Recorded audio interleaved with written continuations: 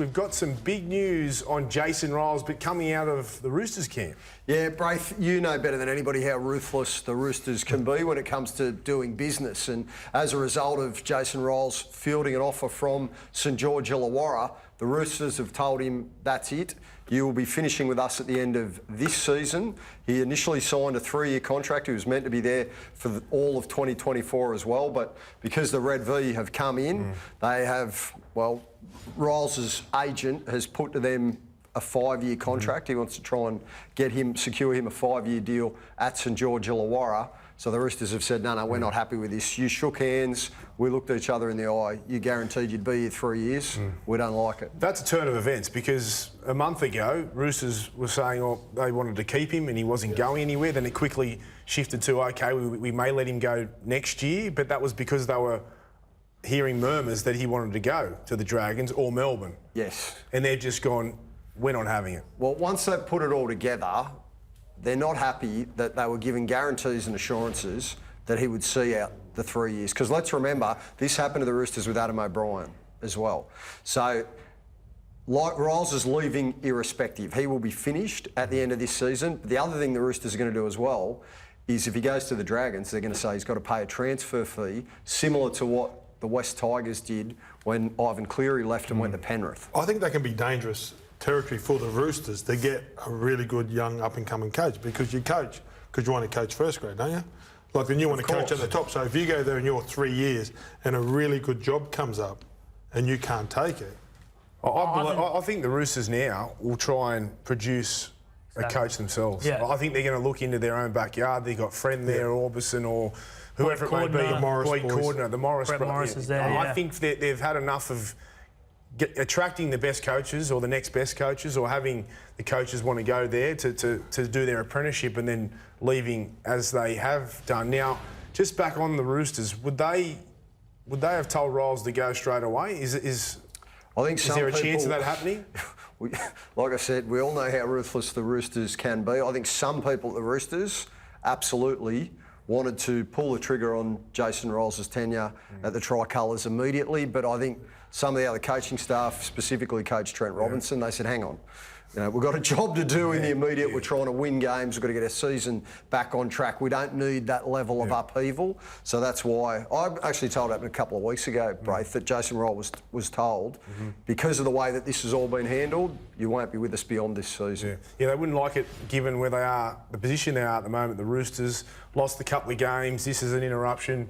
A bit of noise around about it, so they wouldn't have liked that. Now, I look at this, Mick, and this actually lessens the strength of Ryles with the Dragons. He's asking for a 5-year deal on big money. He cannot go to Melbourne now because Bellamy is signed there. He has to leave the Roosters at the end of this year, and now the only place really he can go is the Dragons. To get a head coaching job, unless he wants to go somewhere else and be an assistant, but I think he's beyond that now. Look, barring a breakdown in negotiations, he'll be at the Dragons. I think it's... But will it be 5 years now? Well, that's what they put forward to the Dragons. The Dragons have balked at that. They're not keen on giving him a straight-up 5-year deal, whether that's a 3-year deal with some triggers for the 4th and 5th year, whether it's a 4-year deal plus a trigger for the 5th, or whether there's some sort of payout clause. That's what they're going back and forth at the moment. I'd be highly surprised if it's a 5-year straight-up deal for Jason Ryles to be at the Dragons. Sometimes these 5-year contracts now, boys, they're a bit of a PR stunt. So if you look at Kevy at the Broncos, right, there's exit clauses. It's the same with Cameron Ciraldo at Canterbury Bankstown. He signed a 5-year deal,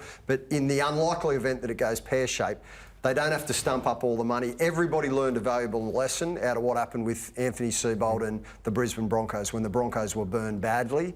So they structure the contracts differently now. I still think when you sign an assistant, they don't have all the noise away from the training paddock. So when you go there and you look at Adam O'Brien, everybody was wax lyrical about him and how's this, then Peter Parr had to come and help. So if Jason Ryles does take a job, he needs some support. Yes. So is he going to get the say on who he gets? He'll certainly have an influence, Gordy. I think in the background, Shane Richardson, who obviously we know has got runs on the board with the Bunnies and with Penrith previously, I think he's still very much in the forefront of conversations. The Dragons know that at the moment they're hopelessly out of their depth in terms of the football IQ and the DNA that they've got making the day-to-day decisions. You've only got to look at the way they handled Hook's exit on Tuesday, the players having a front for media. At the time, the coach was being told that's a calamity. Like you can't make that stuff up. Let's be honest, it's looking like Jason's going to end up at the Dragons, whether it's 3, 4 or 5 years. Now, Jason's been under Bellamy at the Storm, he's been under Robinson at the Roosters. I think he's got the potential to be a great coach.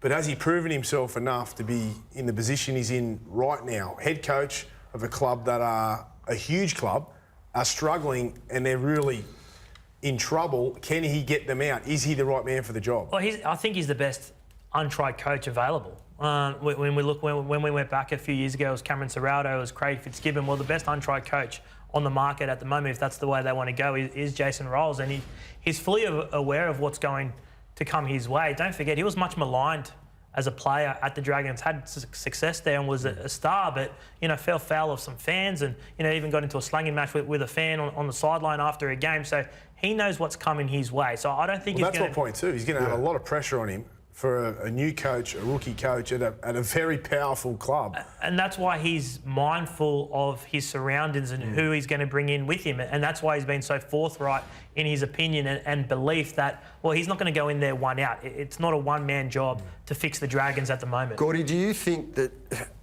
to become an NRL head coach, do you have to have coached your own team along that journey, along the way to getting to the top? If you look at a Jason Demetriou at Souths and the success There's no he's doubt. now having, New South Wales Cup, Q Cup, won premierships, went the hard road, learned the lessons, the life lessons along the way. Well, you look at it, Dimitri, you look at Kevy Walters, you look at someone that's gone overseas, they've coached in the Queensland Cup, they've coached overseas, they come back and they got more experience. And I just think that if I'm an assistant coach, so you say if I was an assistant at Melbourne and Roosters, I've won 5 grand finals in the last 10 years. So am I the front runner? When I'm sitting there, the coach is shooting all the bullets. That'd be a lot of fun, that. Oh, well, you know what I mean? And then I'm sitting back, and yes, you get the coach, but it's a noise away from it, and that's where Wayne Bennett's so good. So I think you need some sort of experience of that. If Rolsey misses out on the Dragons, which is unlikely. He's $1.10, bro. Yeah, okay. So do we think there are any chance of going for a more experienced coach? Is there anyone else in line? It's just Rolsey. Rolls is number one. If there's a breakdown in communication, it'll come back to Ben Hornby or Dean Young.